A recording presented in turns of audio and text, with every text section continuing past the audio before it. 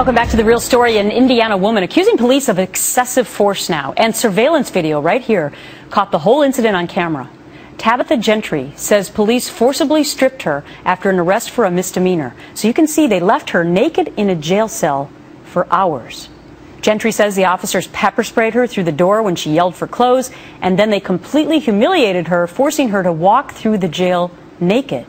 Officers say she was drunk and violent during the whole incident. Laura Landenwich is Gentry's attorney, and she joins me now exclusively.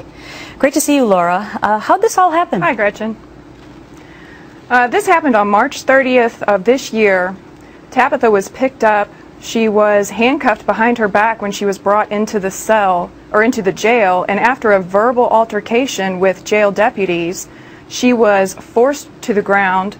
Her clothes were forcibly pulled off her body by both male and female officers, and then she was left naked in this cell for 7 hours. Wow.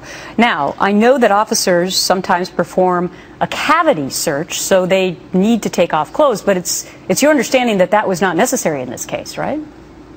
There was no cavity search. There was no search at all. This was a humiliation tactic. It had nothing to do with a legitimate law enforcement purpose or officer safety. It had everything to do with punishing her, with humiliating her, and with asserting control over her. Now, I know pepper spray was eventually involved. They sprayed it into the cell.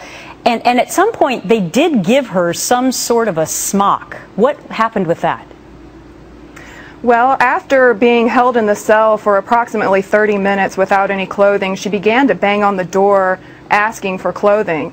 And she was told if she didn't shut up that she was going to get pepper sprayed. And sure enough, on the video you see a hole in the door open up, a can of pepper spray sprayed into the cell, and she is left there for 40 minutes while that chemical is on her face and the rest of her body. Wow. Finally, after 40 minutes, they take her out to wash her eyes, but all she has is essentially a towel to cover herself.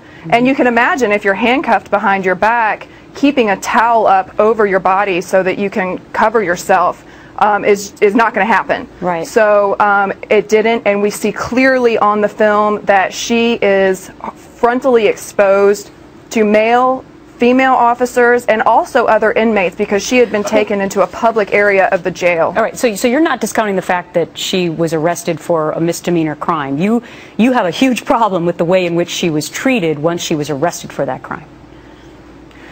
Yes, I have a huge problem with it, and we all should have a huge problem with it. It's apparent that the Floyd County Jail does this on a regular basis to both men and women that they pick up. Yeah, and I know that you have filed a lawsuit. Please keep us apprised as to how this all turns out. Laura Lanowich, thank you.